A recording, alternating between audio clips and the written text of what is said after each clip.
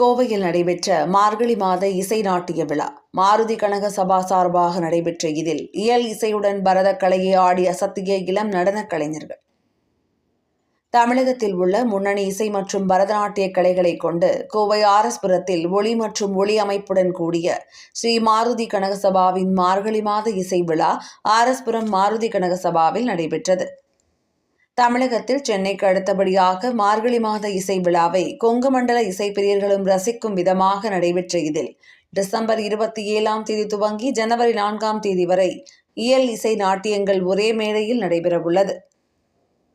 முன்னதாக இதன் துவக்க விழாவில் கிருஷ்ணா ஸ்வீட்ஸ் உரிமையாளர் கிருஷ்ணன், சங்கர் குழுமங்களின் இயக்குனர் மோகன் சங்கர், கலைமாமணி பார்வதி கண்டசாலா, குரு வழுவூர் பழனியப்பன் உள்ளிட்ட பலர் கலந்து கொண்டனர். நவீன ஒளி அமைப்புடன் கூடிய ஸ்ரீ மாருதி கனகசபா அரங்கத்தில் மார்கழி மாத உற்சவம் நடைபெற்ற இதில் பல்வேறு துறைகளைச் சேர்ந்த வல்லுநர்களால் இசை, நடனம் மற்றும் நாடகங்களை பார்வையாளர்கள் கண்டு ரசித்தனர்.